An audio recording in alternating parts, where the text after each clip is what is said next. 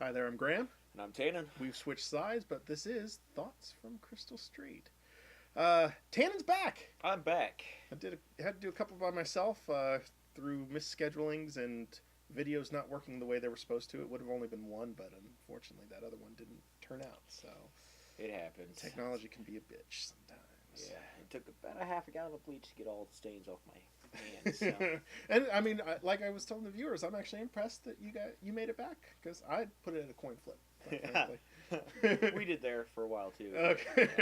All right. So, regular thoughts from Crystal Street this week. We're going to cover two bits of news from you for movie news, and we're going to do one that isn't comic book movie news. It's exciting. Bizarre. We're going to talk a little Mission Impossible. Yeah, which I have liked every single one of them.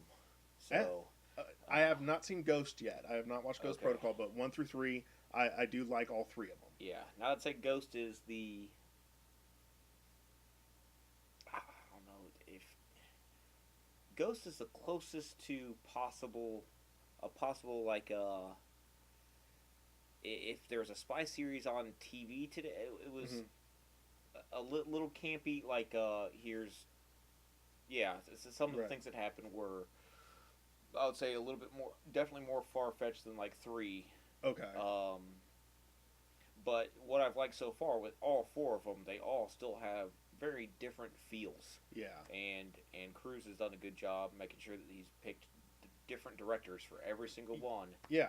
To make it feel like an episode of a TV show. And it's worked every time, and that's been the really weird thing is you hear, oh, it's going to be that director. Cruz is still doing it. How does it make sense? And it always works. Yeah, it's one of those projects that I'm just every time I hear a new one's coming out, I'm always really happy. And I mean the fact again that Cruz is still sticking with them after God, what the first one come out mid-90s? Yeah, this is just a ballpark, but I'm guess 97. So something like that. Because I know 2 came out when we were in college. Yeah. And a lot of people give 2 a hard time because it was just a turn your brain off action film. Yeah. But some of the action sequences are just ridiculously good. They're beautiful. I mean, Wu could do action. Yeah. The man. I mean, that was what was great. Yeah. About sometimes with stuff like that, I don't know if people misinterpret what they're coming into, but like when you go into a John Woo film, if you're expecting deep plot, I think you've entered the theater for the wrong reason.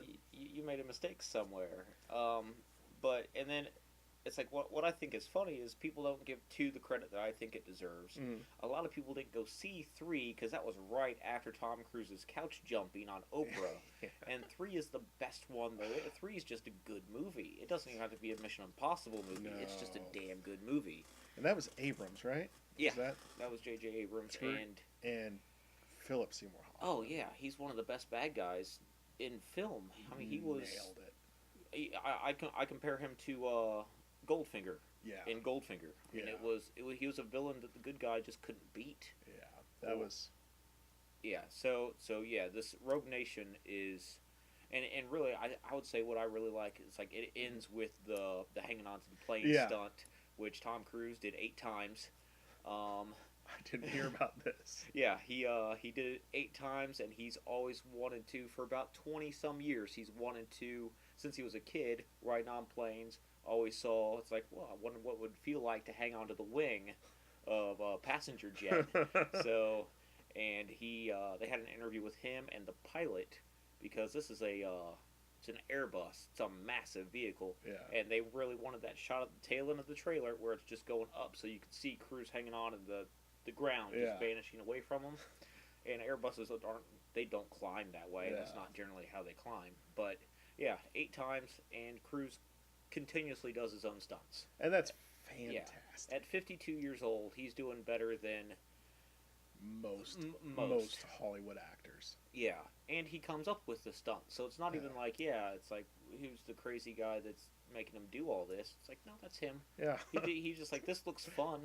Or I recommend it. No, it's like, you would get this.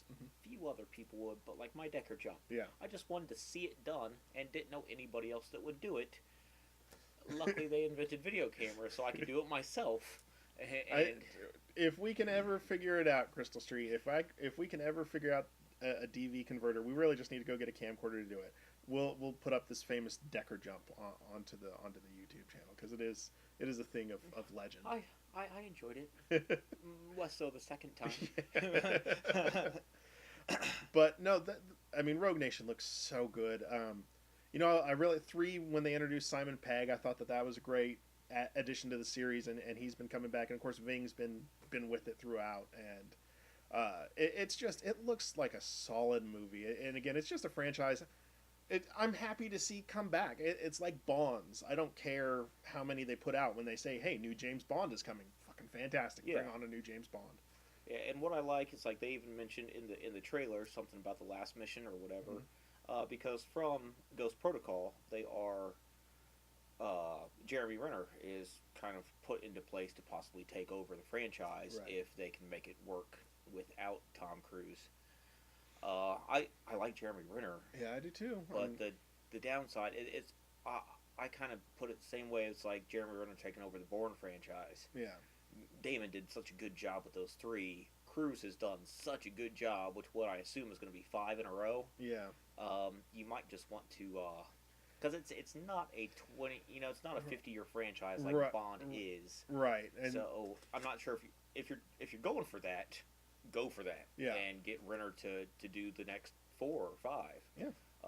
But if you just want to keep milking it, I'd say let it go. Yeah. If you actually want the longevity, then I think Renner's about a perfect cast for it. And speaking of longevity series, going back to comic books now, let's talk some Marvel news. Because we know that Marvel has the long plan in place for it through 2019. They do. But major announcement from the Avengers standpoint. Joss Whedon will not be directing the Infinity Wars movies. It will... the Russos are going to take the helm, who did the Winter Soldier movie, which they knocked that out of the park. They're at the helm of Civil War. So it's not... We're not deviating too far here, but I think Whedon leaving is a significant bit of news just because of what Whedon was able to accomplish in the first one. Yeah. See, I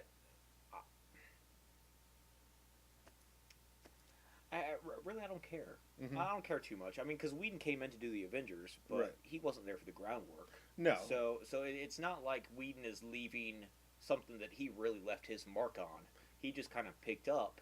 He took a good book and gave you another really great chapter. Right. And then Russo's did the same thing with Winter Soldier. Yeah. So right now, it's not like we've had one director that has just given us a great work the entire time, and now they're gone. And so far, even if I don't know what they're doing, right now I'm still trusting Disney Marvel because they have yet to really drop the ball. Yeah. So, yeah, it's like, and Winter Soldier was really good, so Russo's will probably, do just as well. Yeah, they could get no-name people for all I care, as long as they keep churning out what they're doing. No kidding. So, no, it's sad to see Joss go because Joss does have such a geekdom pool. But at the same time, with the Russos stepping in, I don't really have a big issue with it. So. Right. And if Whedon keeps doing it, he will never have time to do his next failed show. Right, that's true. Whedon's got to go make a failed TV show. So, well, that's it for this episode. Kind of quick and dirty. I'm Graham. I'm Tannen. That was Thoughts from Crystal Street, and we'll see you next time.